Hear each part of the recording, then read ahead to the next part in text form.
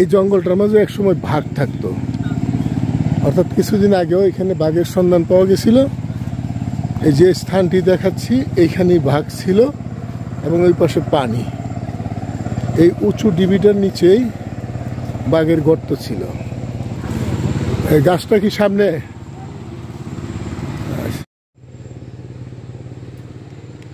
আমরা এখন প্রবেশ করছি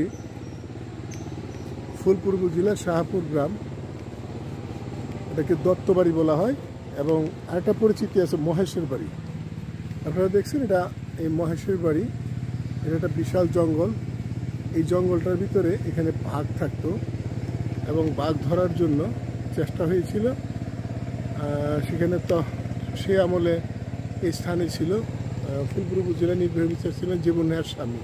তিনি আসছিলেন এবং বন বিভাগের কর্মকর্তারা আসছিলেন যে বাঘের যে জায়গাটা, এই জায়গাটা আপনাদেরকে দেখাবো।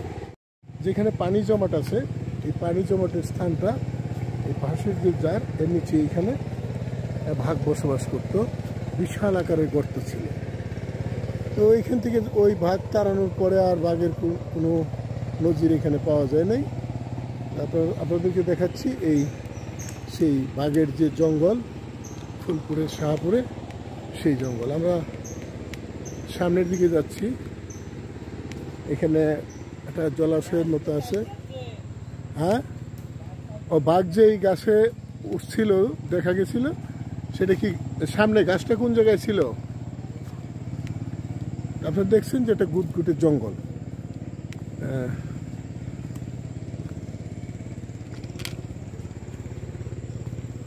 গাছটা এখানে ছিল না? ও, গাছের গুঁড়াটা আছে এইখানে। যে একটা গর্ত রয়েছে, এখানে বাঘ থাকতো বলেও জানা যায় এই গর্তের ভিতরে। এবং এই যে গুঁড়াটা দেখছেন, এই গাছটা কেটে ফেলা হয়েছে। এই যে গাছের গুঁড়াটা আমরা দেখাইলাম, এই গাছটার মাঝেই বাঘটা প্রথম দেখাবেন। হ্যাঁ,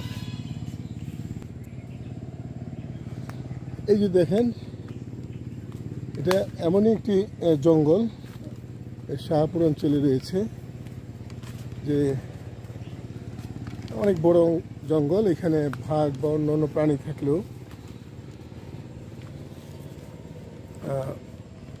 লুকিয়ে থাকতে পারবে এমন একটি জঙ্গল।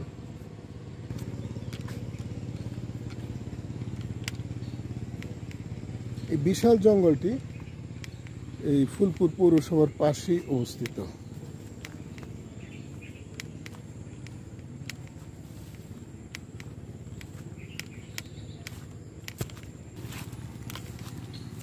এই যে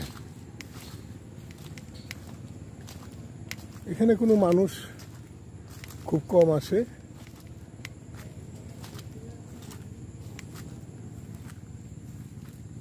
এই জঙ্গল এলাকায় খুব নির্জন একটি স্থান।